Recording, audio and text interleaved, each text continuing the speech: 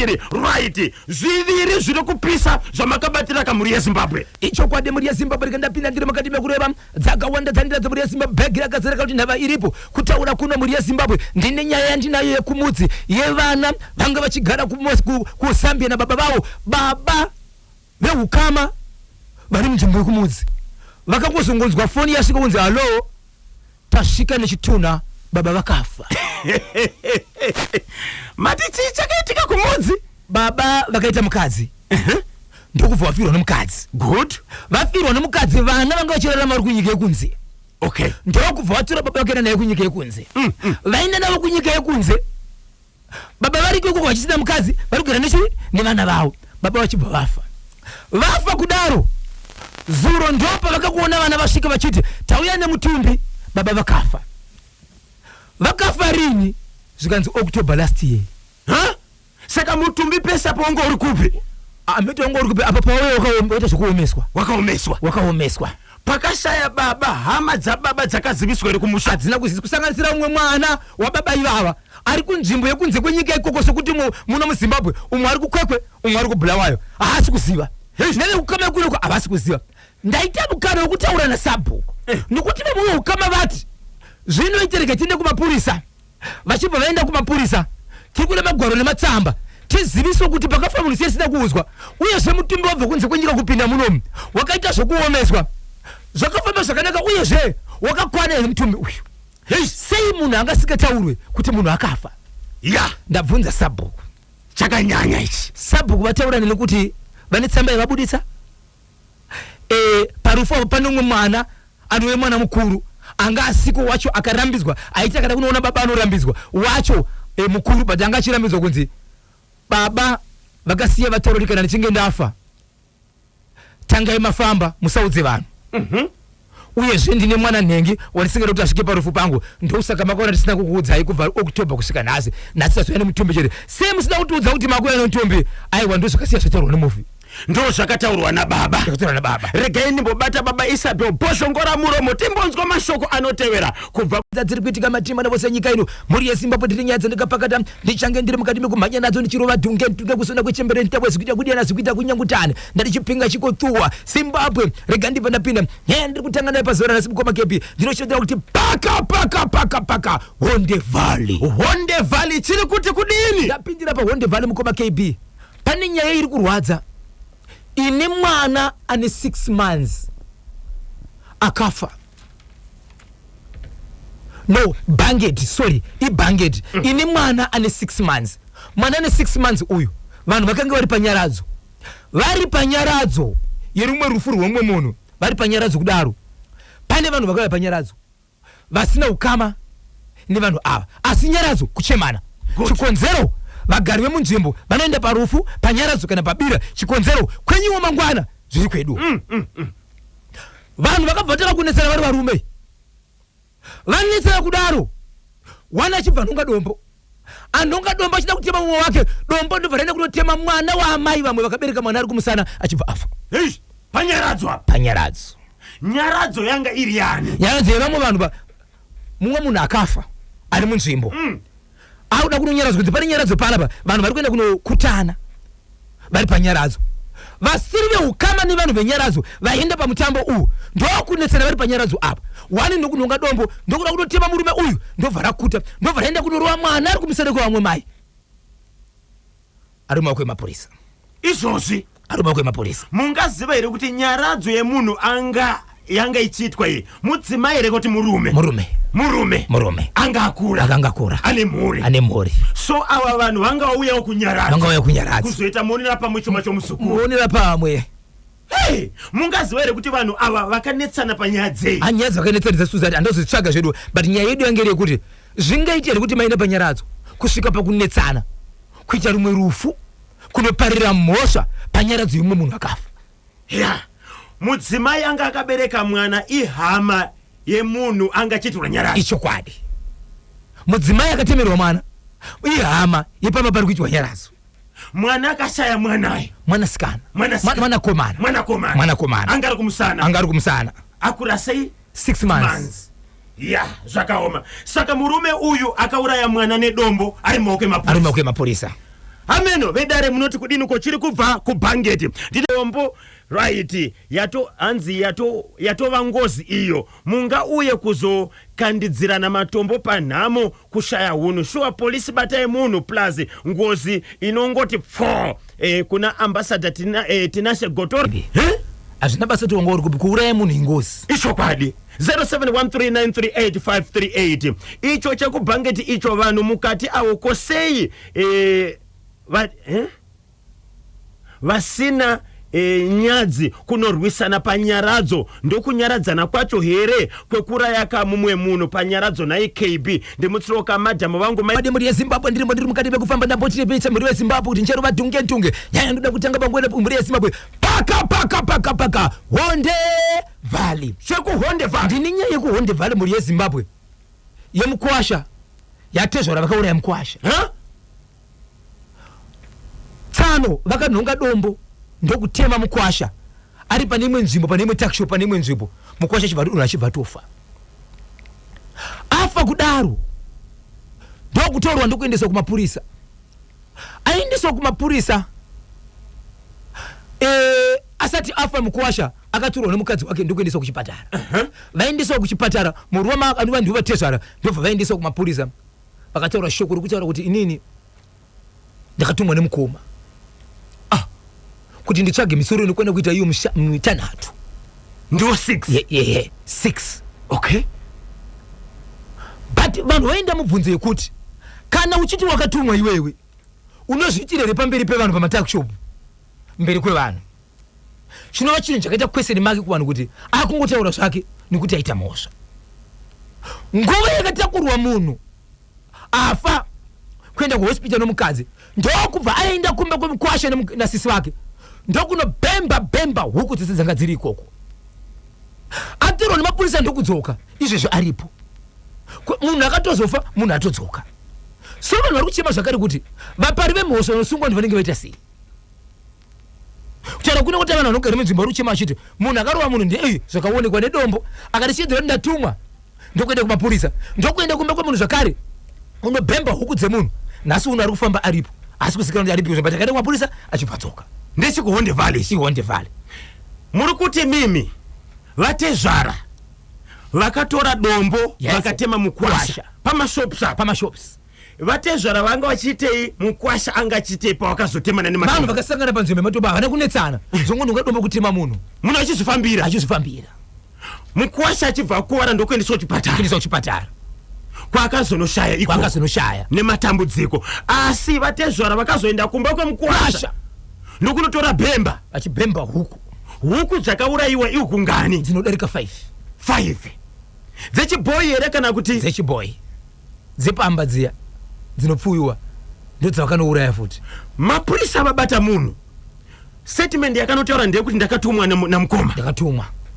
statement yaitaura kuvanhu kuti mukoma ndowakaita sei ndokatuma uye zvino akuenda kumapurisa kuti ndozvaari kutaura but munhu akabva aita sei adzorwa asi statement iroro vanhu vanoti ko kana munhu atumwa isecret yake anonouraya munhu wacho here pane vanhu otora musoro wacho waida kutora here musoro wacho pavanhu hapana mashoko ari kupindurwa murume uyu vanovaka vatezvara ava vana mukoma here akataurwa zita kuti ndiwo vakandituma kuti nditsvage misoro 6 ichokwadi zita akataura endi munhu ane zita iroro ariko kuhonde valley here kana kuti ariko muhonde valley imomo iye munhu wacho akataurwa zita rake ari kuti kudini nenyaya atutaura nyaya kuti hatozikana nyaya dzakadaro ende pakuzosvika pakunobhemba pese nehuku anenge akutobvunzawo zvakare kuti ko kunobhemba huku ndini ndakati zvakare nanonobhemba huku ndodzidii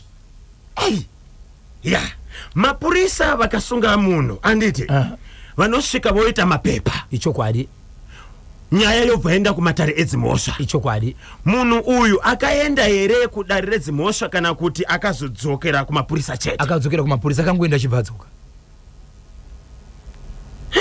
regai tinzwe vateereri kuti vanoti kudini neicho chekuhonde valley ichokwadi muri yeZimbabwe rekandiuro vadhunge tinokusima kwechemberi ndine nyaya yandinayo panapa muri yeZimbabwe nyaya yandinayo panapa vabereki vari kutitora kuziva mitemo inogara ichichinja dzimwe dzenguva tinonoka kuziva vabereki kana kuti varimi nevapfuwi vari ku07 bhowera vane mubvunzo vari kubvunza takagara kubva kare kuti tirarame zvipfuwo zvakafanana nemombe, mbudzi, huku ndokunzi murimi.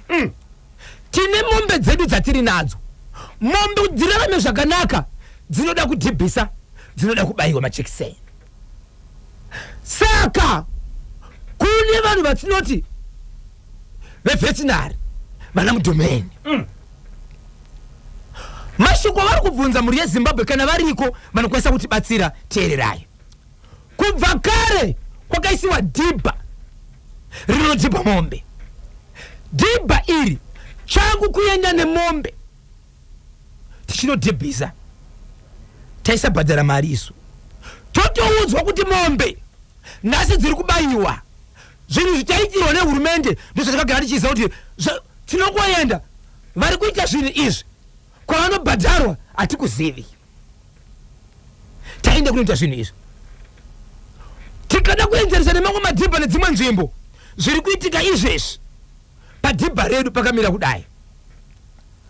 Tangomuka takunzi kuti udhibhise mombe yako uya $1.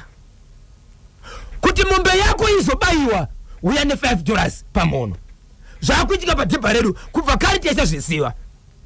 Kudhara taingoenda kunodhibhisa mombe dzedu, taenda kunobayisa mombe dzedu. Mombe dzaenda kunoiswa muchiso tichidzokera kumba. Nhasi zvangomuka zvaizvozvo.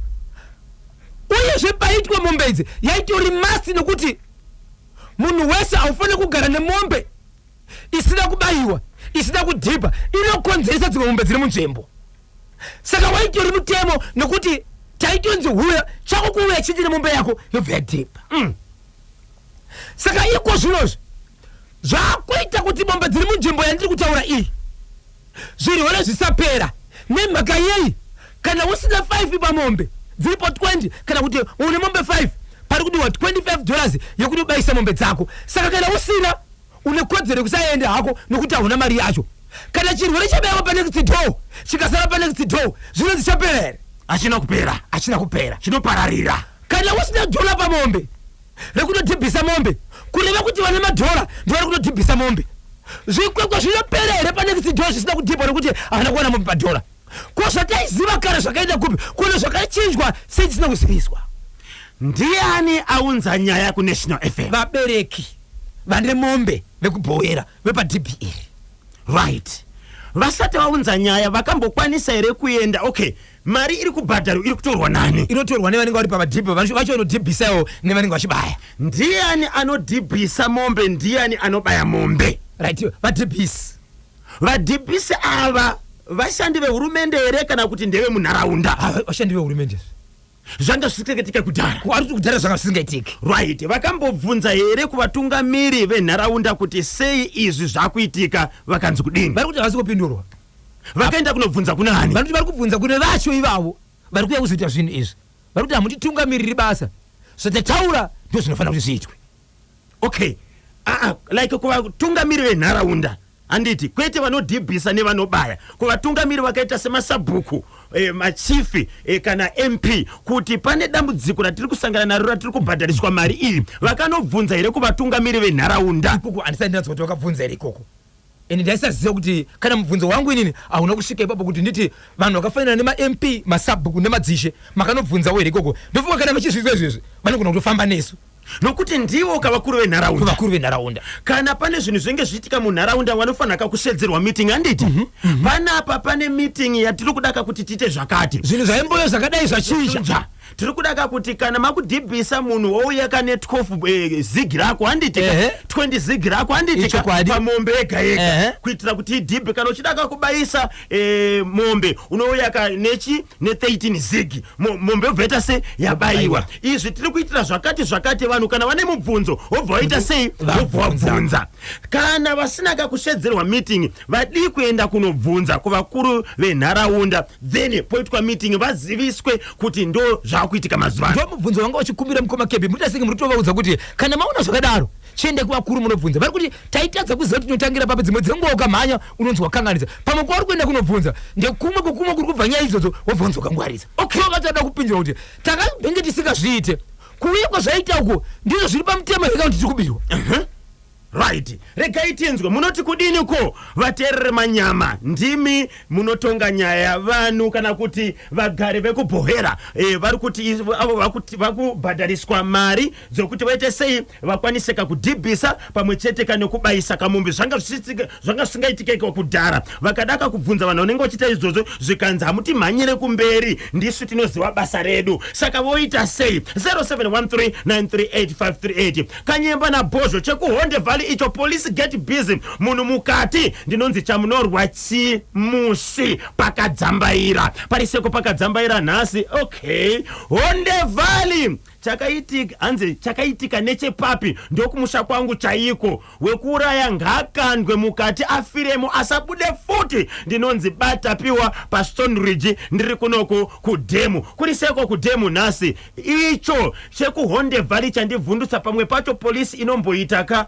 uori unobhohwa handifunge kudaro baba Isabel kazhinji kacho kana muchita nyaya munombotaura even nevakuru vekupolisi yekunzvimbo ikoko makakwanisa here kutsvaga watingati member in charge wepapolisi monzwa kuti chii chakaitika panyaya yemurume izvo zvinhasi ndozoranda kuti nditaure na officer in charge okay kuti tinzwe kuti chii chakaitika panyaya iyi nokuti ndotaura nasabhuku wenzvimbo ndikotaura na officer in charge so pandauya paingeri nyaya yekuti tine nyaya yekuti dombo kungotema mukwasha mukatarisa vanhu vacho vanhu vanyarikani ndizvozvo kuti tisvike kuti bangwe kuti vanochinjira mashoko zvinotonesa apo patownship ndizvozvo chandinoziva asviko munyati mutauro wemapurisa ichokwadi vanogara vakataura live pano kuti Zimbabwe mapurisa hashandi ega havasi maprofita kana pane nyaya inenge yaitika huyai dzimwe nguva pane vamwe nyanya mukati memapurisa vanenge vachidaka kusvibisa chipurisa kuti vanzi aiwa vanhu havagone basa handitika ivo vanozoita katsvakurudzo kana pane pakatadzwa basa ngapabude pachena kuti pakatadzwa basa apa uyezve kuvanhu mukoma KB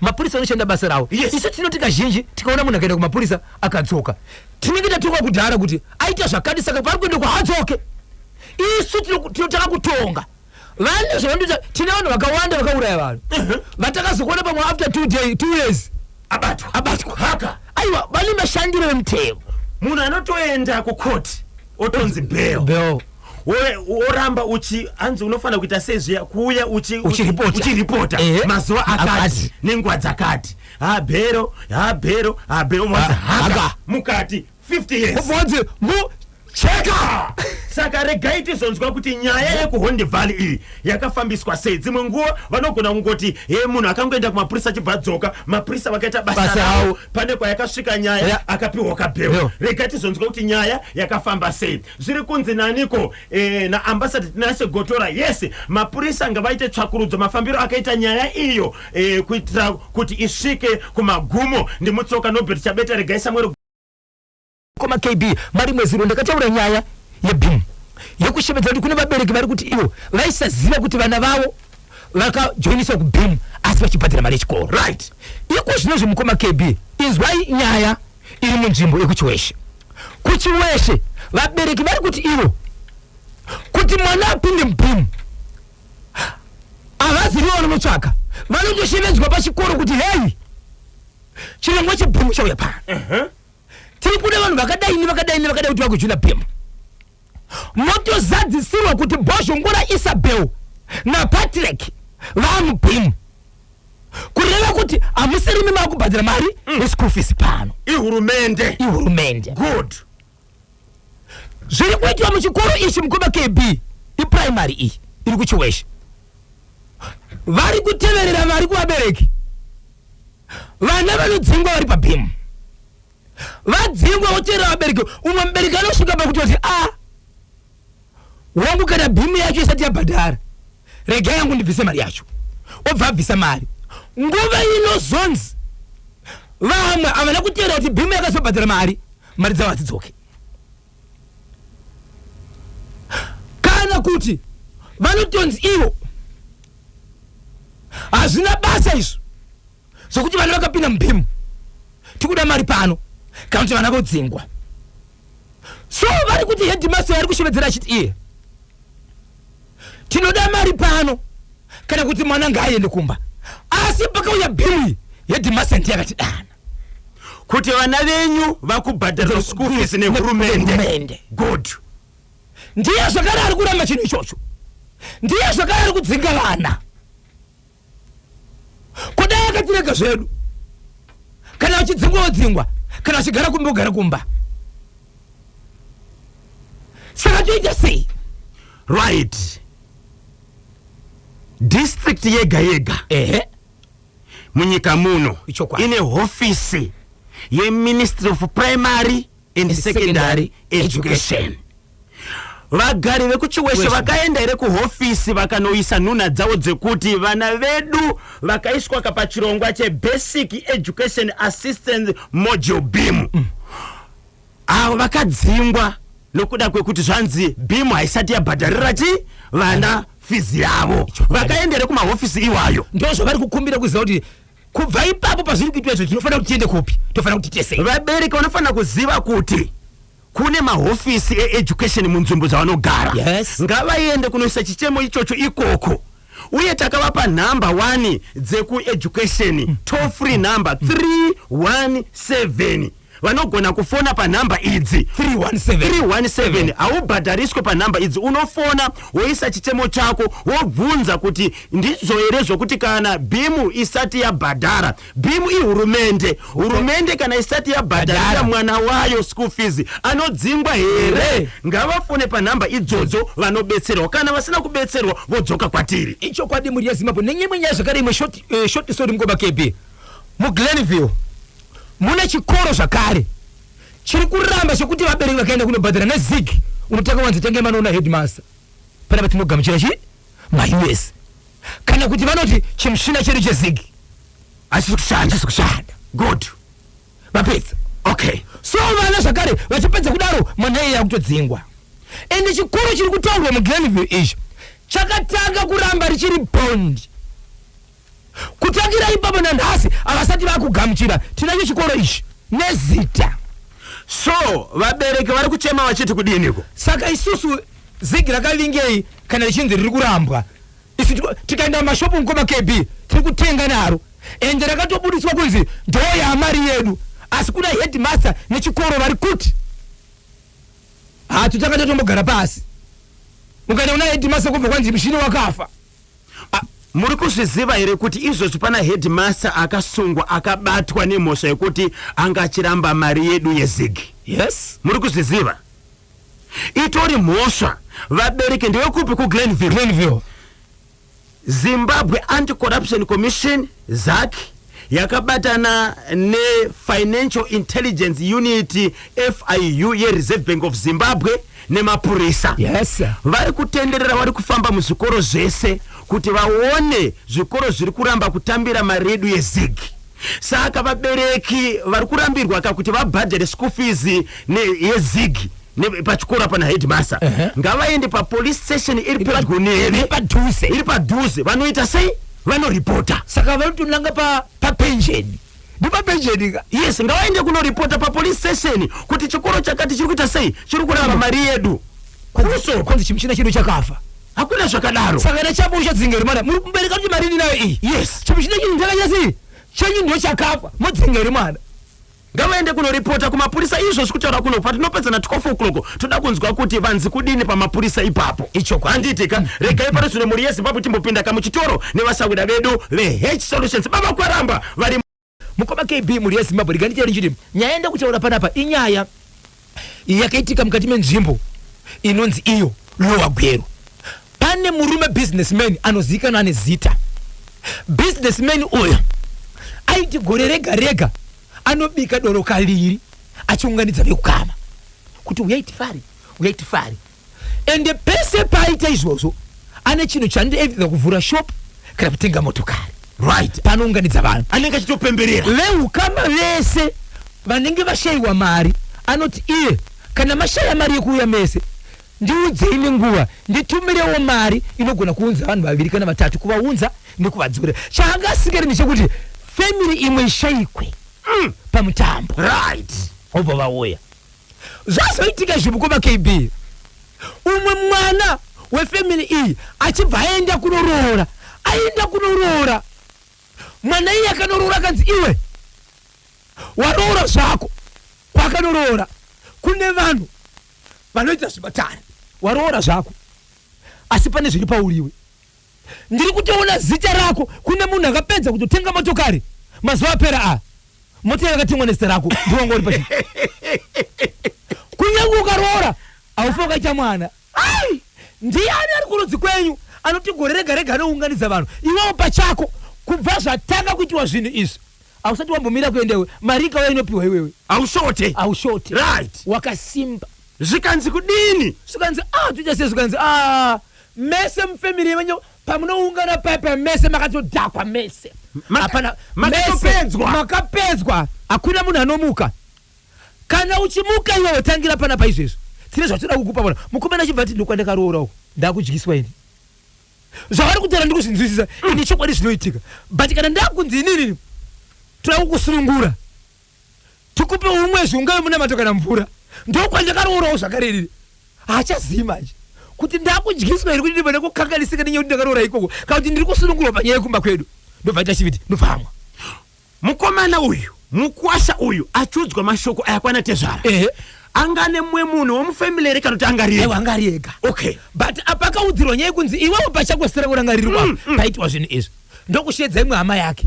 Hama yake ikati ini ndine zvandakamboudzwa but ndingozvinzwira usimbi ndobva udzamwe kusvika vaita 6 mukoma kebe yose rikunzi ndakazviudzwa. Kuzoita umwe 1 anoti nguva inobva mudzimai wake pamuviri akangozvitenderedza mugurupu ndonguva imwe hapaite mazuva pasina kunzi takuungana nabusinessman. Okay, kusvika vakomana vagara pasi nevanhu kuti asinga kumutsa vanhu gezi ngatimbogara pasi zvikanzi nevanhu alright ngaitete nyaya yegurupu ngatitaurei tega tega kune vari kuziva kuti vari kuitwa zvinhu izvi. Zvikanzi musi watiri kuungana isusu ndo panoda kutaura nyaya kuti vabereki tiri kungokumbira kufamba ndobva vaungana tiri kukumbira kufamba. Iyeye murume iye achibva ati no problem manga muine mari here dzikuda kufamba ndikupai. Yes, ndi businessman mukoma KB kufamba ndizikuda kuna mari ndobva vaburitsa 6,000 US yekuti ngatifambei tione kana pane chiri kunetsa mumore. Ndobva vatanga kufamba vakafamba nzvimbo dzinosvika 11 mukoma KB vafamba nzvimbo dzinosvika 11 hapana chakabuda but mukomana uyu kwaakaudzwa manje kuhama dzake dzemukadzi wake angasikati kudziburitsa pachena kusvikira ati pane kumwe kwandinoziva ende businessman ndaitovunza kuti maneta here makwana here pane zvamaburitsa here zvikandinoi hapane kumwe kwasara kwandinoziva ndobva kwaendese koko baba pati businessman anga nenyoka inogara mumota yaanofamba nayo anga nenyoka inogara kumba mubedroom make. Munhu andiri kutaura munhu akavaka ane zvinhu ane zvinhu zvake right. Munhu uyu ane ukama akaroora kwana tezvandirika zvikanzi ndiri kukumbira kuti sezvo changoroora nchindivanza inini kuti ndokwakaroora ndoda kuenda ndiri munhu wezvake ari kuenda kunobatsira atina ukama ndiri neutral ndakuenda iwe ndionoziva kuti ndiri chichako ndobva asvika ari mubatsiri zvikanzi handina chandiri kuda iko zvinozvi plus ndiri kuona mune mari yamuchonayo yamuri kufamba nayo yamuri kushandisa mari iyo handide mudare mangu ndiwo mari 6,000 iya pakabva pa 6,000 iya machenjisi ari kusara aya zvikanzi kana iriyo mari iyoyo handide mungazotsvage zvenyu imwe yeti mari iyoyo mukoma KB iyoyo ndopane chihuri ndopane key muchingoisa muplate kana kuipa muprofita kana mumatare zvese zvadhakwa. 6,000 US dollars is equivalent to 81,540 zik. Hey, yaitosara ndo vaidyaka vaifamba richikwada vachidya vachiita sei zvikanzi kana mashuteredza kana isina kukwana mari masvika pamunofungidzira munondiudza mari tinounza imi muchifamba ikoko iniwo ndichishenda mari right. Zvikanzi mari iyo handide wese ari kuziva kuti ane mari nechenji yakasara naye pamari iyo yaanozatiri pamari iyoyo usapinde mudare siyai kunze right. Handisi kuda mari yenyu kana pane ane dhora zvake ranoti nderake ndorandoda murumo pamari iyo handide mari yakabva una businessman handisi kuida vakatiudza kuti mari handisi kuida ndobva vapinda zvikanzi chishevedzanai zvikanzi no chirege kushevedzanai handei ndokwatinoungana uko ndopano respect waka ndobva vaende kwani kwa businessman akati kana ini ndiri panapa andifambi ndovaya business yeMukoma KB zvikanzi right vanhu vakanga vachimbosvika paMukoma KB nyoka vaiona but vaitya vakangoitarisa vanobva vatya vakaitarisa vanobva vatya vamwe vati tiri kudzoka mangwana wobva enda zvachose ndobva vasvika businessman aizvibiga Mukoma KB dzimba ndoazi makizi aya umu ndomunogara zvimatusi zvemota yangu vana vangu sunungukai pana pamba penyu muprofita ndo pamba patiri kuitira pana pakanti golobori ndo pamba patiri kuitira pana apa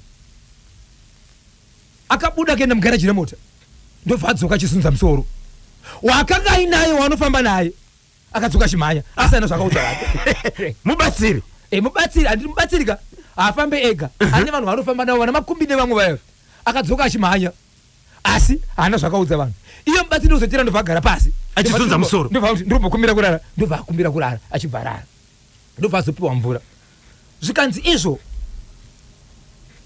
kana muchida kubata tsotsi munogona kuritumira munhu rimwe tsotsi kana kutumira mukadzi zvinoita padhuze zvienderane ndo ane zvinhu zvakapiwa kuma Mukoma KB ndokutaka kufamba pasi kune zvimwe zvikoro kuita senge vanhu vanombofamba nedumbu vachinonzi vari kurwara kufamba senyoka ka ndokutaka kufamba iye senyoka achizongonyoka nedumbu kudai achizongonyoka kudumbu ndopakatanga kunzana business wenye chii chakuitika panapa akanaka kupi kuimba inogara mangwenjere kwenjere yemota haana kusvika Mukoma KB kutaka kuita sekunonzi iye akubudisa rurimi kudaiwo zvinoita nyoka zviya zviya Mukoma KB hapana kutema minutes nyoka kwakutanga kubuda mukati kutanga kubuda mukati but payakabuda mukati yakabuda iri nyoka inoshamisa iri nyoka yakakura zvokuti vanhu vese vakamerera Mukoma KB kuti because yanga iri nyoka yakareba zvokusvika kuma 3-4 meters yakakura sekuti unototi ishato iyi ndokutanga kuuyawo zvinyoronyoro ichiuya pane munhu uyu ichadvance ichiuya pane munhu uyu ndobva yasvika pane munhu zvikanzi right ndiriko achibva pachoko munhu wanoshanda naye zvikanzi ena unonyora kudhirowa padhoremba kwabuda nyoka ndobva anyora nguva diki dikanzi adiriwe mvura achibva adiriwe mvura achamuka zvikanzi tira kuenda kumota yasiiwa iripo apa ndokuenda kumotokari aenda kumotokari 10 meters kuenda pamota ndokutanga kuita senyoka zvakare kufamba achifamba nedumbu zvakare famba saka ndikumira mundivhurire dhore mota mota kusvika Mukoma KB kusvika mota iyo nyoka kubuda zvakare nyoka kutanga kufamba shoma zvakare ichienda pamunhu yasvika ipapo zvikanzi right vharai madhoo nyorai nechoko ndobva nechoko regai ndikubatei muromo ichi chinoda kuzoendeswa mangwana kumberi to be continued tomorrow chenyoka ichi vanenge vachida kukubatai baba Isabel munobatika sei panhamba dzinoti kudini kuitira kuti vataure nemi ichokwadi muri yeZimbabwe regai ndikuudzei kuti ndakambotaura nyaya yekwamurewa yekuti pane chikoro chine mwana ari kuti akada padhoo anobuda nepamapuri vabereki veku vakakumbira kuti kuMinister of Primary and Secondary Education vakumbire mubatsiri ange muprofita kana kuti ng'anga pakazonzi paita nyaya yekunzi paita malawyers ekunzi ng'anga inovingei pachikoro utungamiriri hwemunzvimbo ukati kwete tikuda mubatsiri izvi zvekutaura kuno kwatiri kuita pakashedzwa pane ng'anga pachikoro ichi iri kubatsira pachikoro saka tamirira tinzo kuti chichi chabuda ipapo nokuti vakazobvumira kupinda saka ndo zviri kuitika pachikoro ichi izvezvo vanenge vachida kundibata muri yeZimbabwe munondibata panhamba dzangu dzinoti 0771 545 025 0736